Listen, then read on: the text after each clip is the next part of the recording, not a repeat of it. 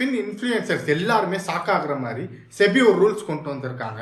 அது என்னன்னு தெரிஞ்சுக்க இந்த வீடியோவை ஸ்கிப் பண்ணாம ஃபுல்லா பாருங்க. ஃபின் இன்ஃப்ளூயன்சர்ஸ் யாரெல்லாம் எஜுகேஷனல் பர்பஸ்க்காக சோசியல் மீடியாவில் வீடியோ பண்ணுறாங்களோ அவங்க யாருமே லைவ் ஸ்டாக் ப்ரைஸை மென்ஷன் பண்ணக்கூடாதுன்னு சொல்லியிருக்காங்க.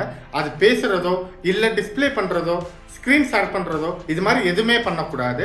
மினிமம் 3 month ப்ரீவியஸ் ப்ரைஸை தான் டிஸ்பிளே பண்ணணும், இல்லை அதை பற்றி பேசும். ஸ்க்ரீன் ஷேர் பண்ணி சார்ட்டில் இந்த ப்ரைஸ் இன்னும் இவ்வளோ தூரம் போகும் அப்படிங்கிற மாதிரி லைன் போட்டு காட்டிக்கிட்டு இருக்க பேர்லாம் இனிமேல் பண்ண முடியாது. அதுக்கெல்லாம் தான் செபி இப்போ ரெஸ்ட்ரிக்ட் பண்ணிட்டாங்க. அதுக்கப்புறம் ரிஜிஸ்டர்டு மார்க்கெட் என்டிட்டிஸ் எந்த ஒரு ஃபின் இன்ஃப்ளூயன்சர்ஸோடையும் அசோசியேட் ஆகக்கூடாதுன்னு சொல்லியிருக்காங்க. அது பணம் கொடுத்தும் சரி பணம் கொடுக்காமையும் சரி அசோசியேட் ஆகக்கூடாது அப்படின்னு சொல்லியிருக்காங்க. அடுத்ததா இன்வெஸ்ட்மெண்ட் எஜுகேஷனுங்கிறது முக்கியம் தான். ஆனால் அதை வச்சு இந்த ஸ்டாக் நல்லா பெர்ஃபார்ம் பண்ணணும், இது நல்ல ஃபியூச்சர் இருக்கு அப்படி இன்வெஸ்ட்மெண்ட் அட்வைஸ் கொடுக்குறதோ இல்லை 2 மாசத்துக்கு முன்னாடியே நாங்கள் சொன்ன மாதிரியே இந்த ஸ்டாக் நல்லா பெர்ஃபார்ம் பண்ணியிருக்கு, இவ்வளோ % ரிட்டர்ன் கொடுத்துருக்கு அப்படின்னு பெர்ஃபார்மன்ஸ் கிளைம் பண்ணுறதோ பண்ணக்கூடாது. நீங்கள் லைவ் ஸ்டாக் ப்ரைஸை காட்டுறீங்க அப்படின்னா அது எஜுகேஷனல் பர்பஸ் வீடியோவாக கன்சிடர் பண்ண மாட்டாங்க, இன்வெஸ்ட்மெண்ட் அட்வைஸாக தான் கன்சிடர் பண்ணி அதுக்கு ரிஸ்க் பெனால்ட்டி கொடுப்பாங்க.